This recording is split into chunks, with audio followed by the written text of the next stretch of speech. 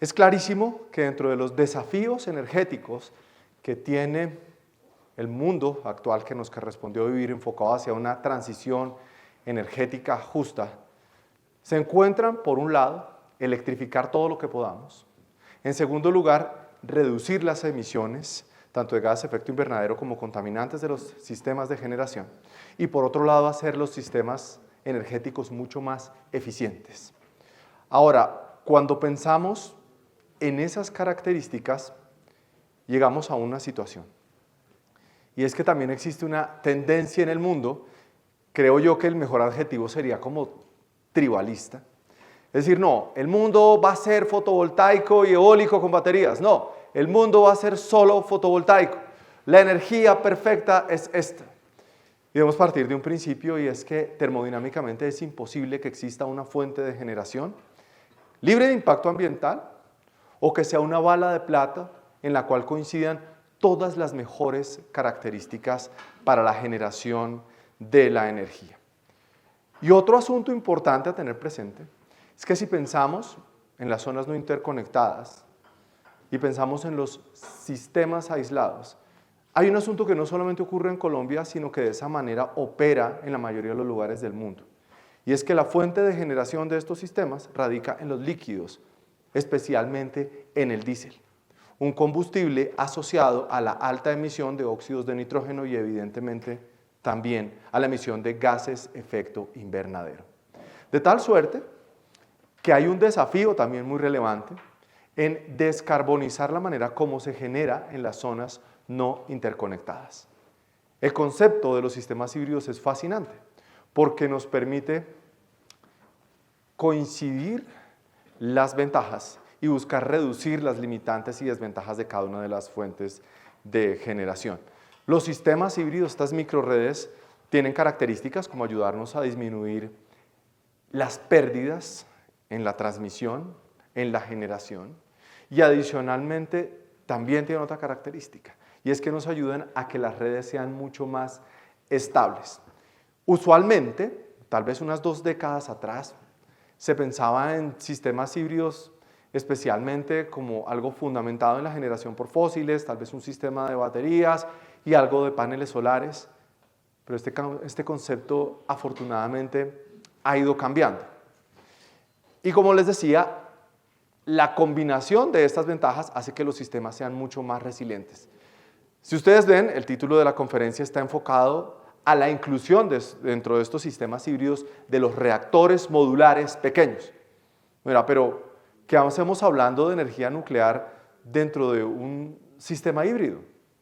Si característicamente los reactores de potencia, se han erigido como unos sistemas de generación muy estables y por eso han llegado a ser las reinas del factor de planta. Una generación altamente estable, tenemos un factor de planta con un promedio global superior al 80%. En el caso de Estados Unidos, el factor de planta superior al 90%. Entonces uno diría, ¿será que tienen mucho para aportar dentro de los sistemas híbridos? ¿O definitivamente no? Y otra pregunta que uno se puede hacer, pero luego no que la energía nuclear es altamente costosa. ¿Cómo vamos a pensar en llevar energía nuclear a una zona no interconectada? Entonces eso hace parte de esos paradigmas, los cuales hoy con ustedes quiero como empezar a erosionar. Bien, empecemos por un asunto importante. Factor de emisiones. Vemos ahí cómo se ubica, esto es parte de un trabajo que hicimos en la Universidad Javeriana, vemos cómo se ubica en el rango de las menores emisiones. Ustedes tienen ahí a los SMR y a los reactores de potencia. Cuando estamos viendo este factor de emisiones, está enmarcado dentro de un concepto que es el análisis de ciclo de vida. Es decir, todo el proceso de extracción de minerales, de producción del combustible, todo el proceso de generación e incluso cierre de planta.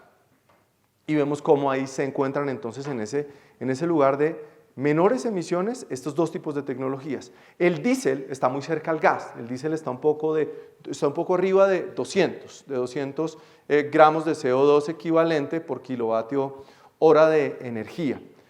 Vemos entonces que hay algo interesante que aquí nos podría aportar la energía nuclear.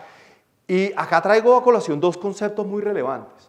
En los últimos 50 años, la energía nuclear le ha ahorrado al mundo 70 gigatoneladas de CO2 equivalente. Número uno. Número dos, la Agencia Internacional de la Energía ha dicho que para cumplir esas metas de descarbonización, dirigiéndonos hacia el cero neto, la energía nuclear, la capacidad instalada de energía nuclear en el mundo se debe duplicar. El año pasado, durante la COP28, 22 países firmaron un acuerdo en el que le dijeron al mundo, no solamente a la Agencia Internacional de Energía, sino al mundo, no consideramos que debamos duplicar, consideramos que debemos triplicar esa capacidad de generación, apuntándole justamente a la transición energética, pero con una consideración, y no es solamente pensando en los reactores de potencia y en los sistemas interconectados, sino también en los sistemas aislados. Otro factor interesante a la hora de pensar en los sistemas híbridos, el económico. Hay varios indicadores que ustedes conocen muy bien que nos ayudan a pensar este problema. Quiero invitarlos a que nos enfoquemos en uno, el del costo nivelado de energía. Esta diapositiva que ustedes están viendo acá corresponde a un actual análisis que ha hecho la Agencia Internacional de la Energía en 24 países y nos da algunas sorpresas. La energía más costosa corresponde a los proyectos eólicos fuera de costa. La energía más barata corresponde a la energía nuclear generada en reactores de vida extendida. ¿Esto qué quiere decir? Cuando un reactor nuclear ha cumplido su ciclo, algunos de ellos a los 30, a los 40 años, y se le extiende la vida, esa extensión hace que el costo nivelado de energía se vaya muy abajo. Un ejemplo, de los 94 reactores nucleares que tiene Estados Unidos, 88 han solicitado extensión de su vida, lo que hace que en la próxima década el costo nivelado de energía más bajo en la generación en Estados Unidos vaya a estar muy seguramente centrado en los reactores de vida extendida. La mediana para la nuclear en el mundo está alrededor de los 69. ¿Y por qué digo mediana? ¿Por qué no digo media? ¿Y por qué no hablo del promedio? Porque ese es un sesgo que usualmente caen muchas personas, en el que muchas personas caen, o grupos de investigación cuando se hacen los análisis económicos. Y les explico por qué. Si uno hace un promedio, hay una injusticia en la valoración porque hay unos rangos muy amplios. Por ejemplo, en Rusia ustedes pueden encontrar costos de generación de 29, un costo nivelado de energía de $29. Pero de pronto ustedes van a Estados Unidos y estamos cerca de los 100, y de pronto están en Japón y están incluso por encima de los 100. Pero vamos hacia India, vamos hacia China, vamos hacia Corea del Sur y vamos a ver unos costos completamente distintos. Eso hace que la mediana sea el valor más adecuado cuando se van a realizar estos análisis. Cuando miramos qué ocurre con los reactores modulares, en este momento se hacen son proyecciones, porque varios de estos prototipos están en desarrollos. Les cuento algunos valores. Pueden estar entre los 50, los 60 o incluso por encima de los 100. Queda claro entonces que la mejor manera de aproximarse a la competitividad de los reactores modulares no es su costo nivelado de energía, porque no estamos hablando que sea una fuente de energía barata. Tampoco yo puedo afirmar que la energía nuclear sea una fuente de energía barata, pero puedo hablar que es una energía competitiva y que puede tener otros valores agregados que se concentran en la cogeneración, como les voy a hablar más adelante. Acá tienen los valores que corresponden precisamente a estos reactores de vida extendida. Bien, ahora hay un versus que surge en las últimas 2 décadas, aprovechando el conocimiento de la década de los 60, y es el surgimiento de los pequeños reactores modulares, que tienen unas características técnicas interesantes, no solamente dadas por la potencia, no solamente por decir que están por debajo de los 300 megas y por encima de los 10 megas, y que por debajo de los 10 megas estaremos hablando de microreactores. No solo es eso, no solo radica ahí la diferencia. Radica, como lo veremos, en flexibilidad energética, número 1, en inercia térmica, número 2, número 3, en los sistemas de enfriamiento. Este artículo que les invito a revisar, lo publicamos recientemente en Power System Technology, y estuvimos haciendo una revisión de la literatura para llegar a conocer un poco el estado del arte de cómo se encuentra este tema de los reactores modulares que a veces para algunos suena ciencia ficción. Seguramente ustedes han escuchado las últimas 2 semanas, la semana pasada, noticia de China entra en sus primeras pruebas con un sistema de un reactor modular enfriado por gas de alta presión. Y dice, bueno, esto está como funcionando. Y escuchamos también hace poco como ya hay pruebas del reactor modular de TerraPower, de Natrium. Entonces, mire, también vamos adelante con este asunto. Entonces, seguramente esto no es ciencia ficción, sino que hay avances tecnológicos y un proceso de maduración de estos proyectos que en parte quiero compartir con ustedes. Veamos lo siguiente, veamos algunos asuntos claves acá. Podemos tener reactores nucleares enfriados por gas, enfriados por aguas. ¿Y por qué digo aguas y no agua? Porque puede ser por agua liviana o agua pesada. Puedo tenerlos enfriados por sales fundidas o por metal líquido. Puedo tener reactores que operen a diferentes temperaturas y a diferentes presiones. Voy a ponerles ejemplos.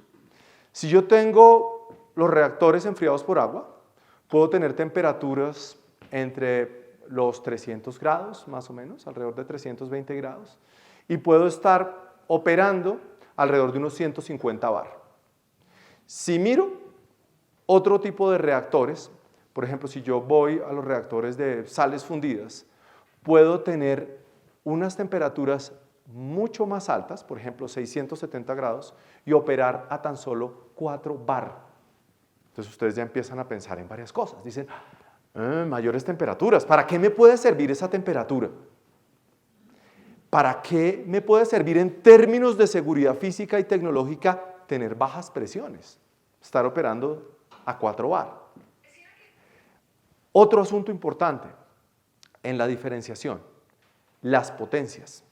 Entonces yo puedo tener un espectro de potencias, como les decía, que opera entre los 10 y los 300 megas, pero no solo es eso, sino yo puedo también tener espectros entre lo que es la potencia térmica y la potencia eléctrica. Ustedes ven que un reactor nuclear siempre les va a dar valores de la potencia térmica y de la potencia eléctrica. Y ustedes también pueden ir pensando, bueno, ¿y qué hago con ese gap, con ese diferencial que hay ahí? Miremos qué ocurre en este momento entonces con el desarrollo de proyectos. Estamos hablando que hay más de 80 proyectos que en este momento se encuentran en desarrollo en el mundo. Y si lo miramos en la actualidad, ustedes se fijan acá, tenemos al menos 5 reactores modulares que están operando. Es decir, insisto, no es ciencia ficción. Tenemos al menos 4 de estos proyectos que se encuentran construyendo. Uno de ellos en este momento está parado porque el gobierno de Argentina en este momento pues, tiene una restricción de fondos y ha detenido el proyecto, el CAREM en este momento, que ya estaba, pues tiene un avance significativo, pero por esa razón se encuentra detenido. Pero los otros sí están en un avance importante. Y estos 11 que ustedes están viendo acá corresponden a microreactores, es decir, reactores por debajo de los 10 megas. Muy bien, yo les hablé, cuando les dije de ese versus, yo hablaba de flexibilidad.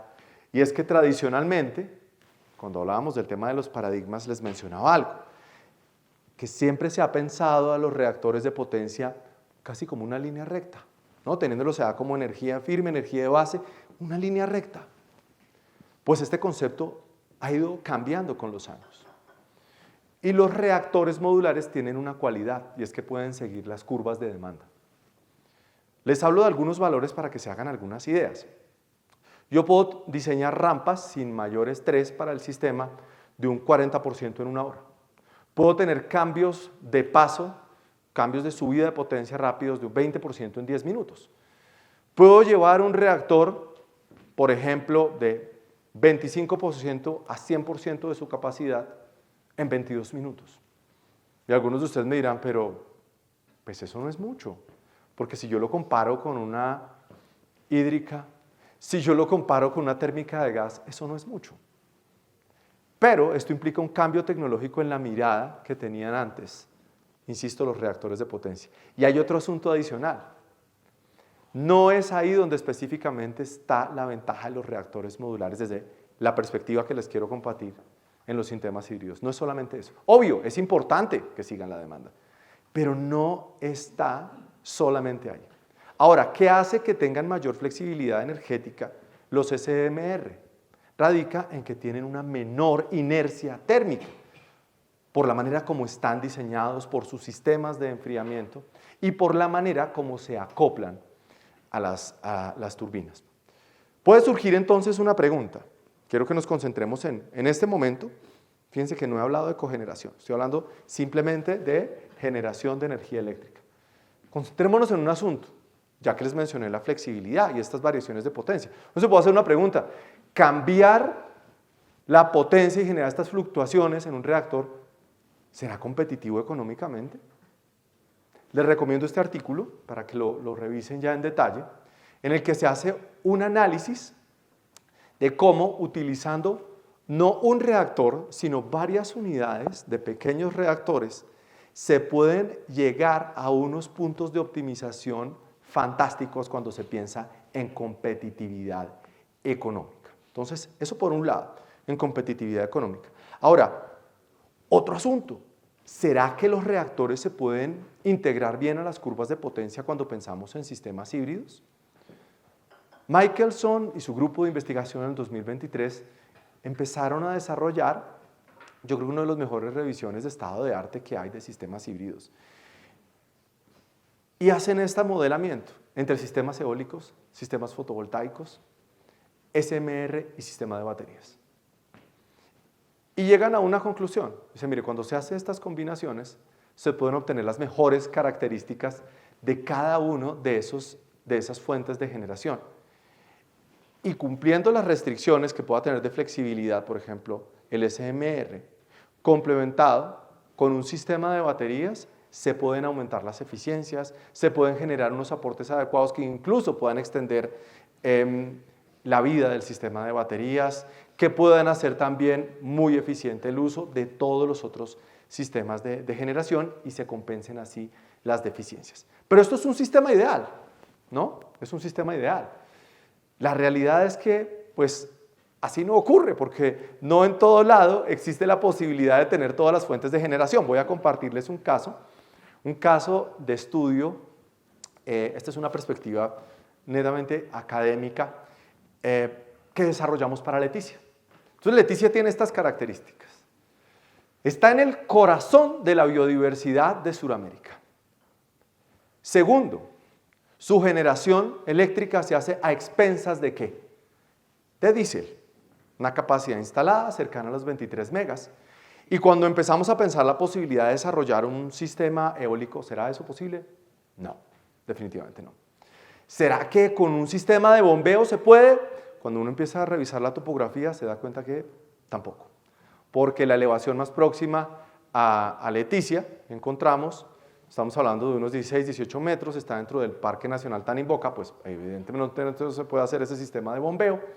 Y pensar en filo de agua y en el Amazonas, bastantes dificultades técnicas. Entonces, ¿qué hacemos? ¿Cómo hacemos para sacar de allá la generación con líquidos? ¿Qué hicimos nosotros? Esto se los puedo compartir a través de sus correos electrónicos. Este código de Python, como les digo, es un ejercicio académico que respeta esas restricciones de flexibilidad de los reactores modulares, no está teniendo en cuenta nubosidad, tampoco tiene un sistema de seguimiento para los paneles solares, pero que nos ofrece una respuesta a encontrar que definitivamente sí hay posibilidad de sacar el diésel de acá. Tenemos la posibilidad de sacarlo. Y alguien puede decir, oiga, pero ¿cómo pensar en llevar un reactor nuclear a Leticia? Esto es una locura. Además, eso va a ser costoso. Entonces, cuando ustedes miran el costo nivelado de energía del diésel, ¿no? Ahí uno ya se pone a pensar, porque puedo encontrar valores de 50. Miremos cómo va a ser el escenario económico de Colombia ahora. Ustedes escucharon las noticias de cómo va a ir cambiando el precio del diésel. Esa generación seguramente va a incrementar sus costos. Entonces es interesante tener estos elementos presentes para el futuro. Ahora vamos a hablar de cuánto en años es ese futuro. Entonces, les muestro esto porque nos permite balancear el sistema pero insisto, específicamente para generación de energía eléctrica. Cuando ya miramos este cuadro de generación, tenemos unos aspectos interesantes.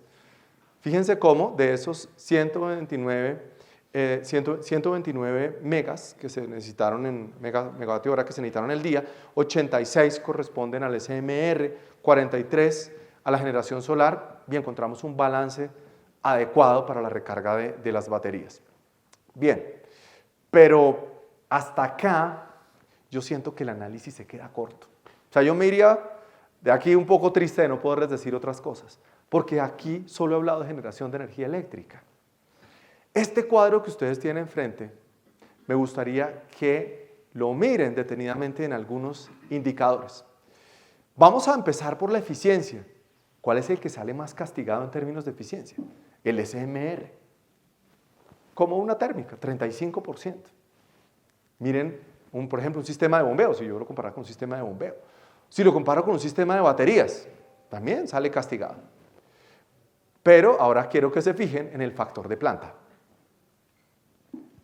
Miren dónde está el SMR y miren cómo se encuentra en el sistema de baterías y cómo se encuentra el PHS. Ahora, factor de emisiones es donde yo creo, yo les voy a decir, nosotros nos llevamos las más grandes sorpresas ahí. Porque ¿quién piensa en el factor de emisiones de las baterías? Además sabemos que las baterías son un sistema pasivo.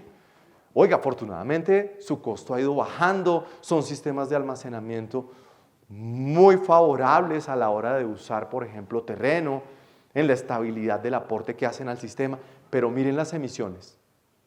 Miren las emisiones. Y uno dice, ¿y por qué las baterías generan emisiones? Si no están quemando nada. Por todo el sistema de fabricación que tienen las baterías, por la demanda de materiales y procesamiento industrial de esas baterías. Es decir, las baterías no son inocentes ante los aportes que hacen en el cambio climático ni al balance energético de la Tierra. Y retomo mi idea, no existe ninguna fuente de energía con viabilidad termodinámica para tener un impacto ambiental cero. Entonces, por esto vamos a descartar las baterías, no porque tienen otros beneficios.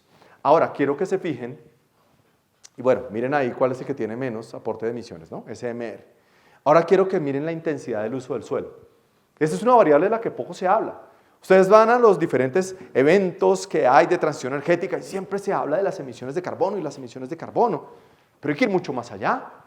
Resulta que cuando uno mira los límites planetarios, que son como los signos vitales del planeta, son 9. El cambio climático es solo uno de ellos, uno de 9 problemas. Y se nos olvida, por ejemplo, la intensidad del uso del suelo. Eso es un asunto relevante.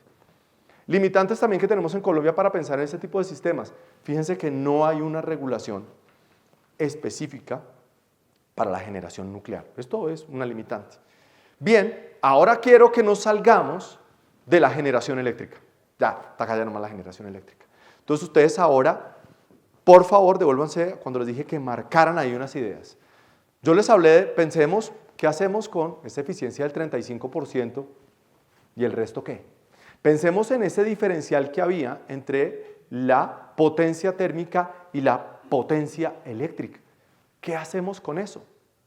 ¿Qué hacemos entonces cuando vamos a hacer esas fluctuaciones en las potencias del reactor? ¿Será que es necesario siempre bajar la potencia del reactor para seguir la curva de demanda? ¿Será que eso es necesario? ¿O por qué no más bien aprovechamos ese calor que se está generando? 1824 podemos considerarlo como el nacimiento de la termodinámica, cuando Carnot hace su publicación, sus reflexiones sobre los motores y sobre cómo buscar que esa transferencia de calor sea lo más eficiente posible. Pues ya lo miramos, miren, de ese año a ahora, o sea, estamos hablando 200 años después, particularmente este año, vemos como si existe una probabilidad de aprovechar esa energía térmica. Esas aplicaciones no eléctricas de los reactores modulares, esas aplicaciones no eléctricas de los sistemas híbridos. Voy a ponerles algunos ejemplos. Empecemos por el aprovechamiento que pueden tener los reactores enfriados por agua, desalinización de agua. Dos ejemplos. Un proyecto de NuScale, que es uno de los reactores modulares, puede salinizar al día ese sistema 190.000 metros cúbicos de agua mientras aporta al sistema eléctrico entre 200 a 300 megas. Primer ejemplo. Segundo ejemplo, Corea del Sur. El reactor SMR Smart desaliniza al día alrededor de 40.000 metros cúbicos mientras aporta 90 megas al sistema. Estoy hablando solo de desalinización. Y uno dice, bueno, pero Camilo, esos son proyectos, futuro. ¿Sí? ¿Y por qué no miramos Japón, donde en este momento hay al menos 10 centrales nucleares que están desalinizando agua mientras generan energía eléctrica? O sea, esto no es el futuro, es el presente y parte del futuro cercano, sin duda, pero no estamos hablando de décadas de distancia. Siguiente punto, síntesis de urea. ¿Por qué les hablo de la urea? Pensemos en las 3 industrias más complicadas de desacoplar de los fósiles. Síntesis de urea, ¿cuál más? Cemento y acero. Son las más difíciles. Seguramente ustedes ya deben estar pensando por qué. Son industrias asociadas a altas temperaturas, industrias asociadas al calor. Urea, ¿en Colombia producimos urea? No producimos urea. Producimos otro tipo de fertilizantes y en bajas cantidades, porque más del 70% de los insumos de fertilizantes que se consumen en Colombia son importados, pero urea acá no hay. ¿Qué ocurre? Si pensamos en el proceso de síntesis de la urea, los quiero invitar a que imaginemos 2 ciclos. Haber-Bosch, uno de ellos, y cuando pensamos en la reforma del metano. Entonces, el primero de ellos puede utilizar temperaturas seguramente cercanas a los 300, 500 grados. La reforma de metano por encima de los 700 grados. ¿Y dónde sacamos esa temperatura? Entonces, alguien puede decir, compárele solares. ¿Sí? ¿O qué otra manera habría de descarbonizar? ¿Qué tal aprovechar la energía térmica del reactor que no se está usando para generar energía eléctrica? Urea. Ahora pensemos en refinerías. ¿Por qué en refinerías? Quiero que vean este cuadro tan interesante. Este cuadro hace una asociación entre las diferentes temperaturas de los reactores y las diferentes temperaturas de diferentes procesos industriales. ¿Proyectos para refinerías entonces, insisto? Sin duda. Si yo busco reactores que estén por encima de los 600 grados. Puedo también tener aportes para la industria del papel. Puedo tener aportes en la industria del aluminio. Entonces miren la cantidad de espectro, la cantidad de opciones que se abren para poder pensar en que los sistemas híbridos no solamente pueden estar generando energía eléctrica. De pronto, bueno, pero de pronto algunos de ustedes pueden decir, pero por favor, eso será para los reactores grandes. Pero usted nos acaba de mostrar un caso en Leticia donde seguramente el SMR que necesitan allá no será superior a 10 megas, o sea, casi un microreactor. Pues les puedo contar un ejemplo. El eVinci, que es un desarrollo tecnológico espectacular, puede tener una potencia de 9 megas y temperaturas de 600 grados. O sea, ¿es posible o no? Pero por supuesto que es posible. Lo que ocurre es que esta conversación, yo sé que no es la más popular, pero cuando uno habla de energía nuclear, no es el tema seguramente mejor acogido por la opinión pública. Pero creo que necesitamos mayor información, mayores herramientas para que la gente se genere opiniones informadas. La tendencia del mundo es a que en las próximas dos años se generen los récords de generación de energía nuclear en el mundo. Y aunque obviamente todavía estamos muy por debajo de lo que uno se imaginaría que sería deseable, la energía nuclear puede ser una herramienta muy importante para acompañar a las energías renovables. La energía nuclear puede ser muy relevante para ir sustituyendo a los combustibles fósiles en industrias asociadas al calor. ¿Y qué necesitamos? Particularmente en Colombia, regulación. No tenemos una legislación. Países en América Latina que utilicen energía nuclear: Brasil, Argentina, México. Pero es que Colombia es un país que tiene conflicto armado. Sí. Piensen ustedes cuántos países en el mundo que utilizan energía nuclear tienen conflictos. Y muy fuertes.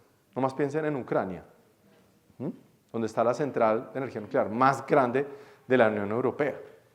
Y cuando lo vemos en términos de seguridad, no solamente seguridad física, porque no estoy hablando solamente de los posibles atentados y actos lesivos contra las centrales nucleares, sino cuando hablamos de seguridad para la población en general. Yo siempre hago esta pregunta a mis estudiantes. ¿Cuál es la fuente de energía más peligrosa que más personas mata al año, puede matar al año? Intuitivamente, la mayoría responde la nuclear. Pero cuando vamos al indicador de muertes por teravatio hora, porque es un indicador y hay que mirar los números, no solo el relato, sino los números, incluyendo Fukushima, incluyendo Chernobyl, la energía más segura es la nuclear. ¿Cuál es la fuente de energía más riesgosa y que más muertos genera? Los fósiles, a los cuales se les atribuye al año 5.1 millones de muertes asociados a la polución. ¿Cuál es la única industria de la energía que gestiona sus residuos? ¿Cuál es la única que lo tiene incluido en el costo nivelado de la energía? La nuclear. Es la única. Ninguna industria de la energía está obligada por regulación a gestionar adecuadamente sus residuos. Esto solamente lo hace la nuclear. Y es algo interesante que debemos pensar en el horizonte para el país. ¿Por qué? Si ustedes miran el Plan Energético Nacional, se contempla el ingreso de la energía nuclear a nuestro país en el 2035, 2038. Se contempla que hacia el año 2052, al menos el 4% de la capacidad instalada del país será energía nuclear. Puede que sea más, eso no lo sabemos. ¿Pero tenemos regulación? No. En la actualidad, con un grupo de académicos, con diferentes empresas, congresistas y con diferentes ministerios, y congresistas de diferentes partidos, ¿no? Lo aclaro. Hemos venido trabajando en el desarrollo de la Ley de Seguridad Nuclear y Protección Radiológica para Colombia. Colombia no puede cerrarle las puertas a estas tecnologías que están madurando. Y Colombia necesita dar esta discusión. De pronto la discusión en el país en unos años sea, definitivamente no queremos energía nuclear. Pero puede que esa discusión sea que sí la queremos. Y la discusión hay que darla. Pero no debemos abortar prematuramente esta discusión simplemente evitando hablar de ella. De tal suerte que con esta exposición, que obviamente quisiera haberme extendido y profundizado en otros elementos, quiero invitarlos para que replanteemos seguramente algunas de las creencias que tradicionalmente se han ido vinculando hacia la energía nuclear. También para que pensemos que lo que más le puede hacer daño al futuro de la energía es el comportamiento tribalista hacia determinada fuente de energía, sino que debemos pensar en los beneficios de todos. Otro asunto para concluir importante es que no se nos olvide que hay un sector muy relevante de la industria que está asociado al calor y que acá los sistemas híbridos, incluyendo nuclear, pueden ser una parte muy relevante para el desarrollo económico de regiones que tradicionalmente no han podido acceder a ello. Si ustedes miran, ha sido al revés. Los grandes centros de generación del país, donde está la riqueza energética, se caracterizan por una gran distancia de la equidad. ¿Dónde se encuentran las mayores reservas de gas de Colombia? ¿Dónde están las mayores reservas de carbón térmico al norte del país? ¿Dónde está el mayor número de personas que hacen deposiciones al aire libre? ¿Dónde están los peores valores de salud pública? En La Guajira. Y así ocurre con diferentes puntos de generación y, como les digo, donde está esa riqueza energética en el país. Acá existen alternativas para que a través de la tecnología y planteando muy bien estos sistemas logremos erosionar la inequidad y podamos pensar la generación de la energía mucho más allá de la electricidad. Gracias por su atención.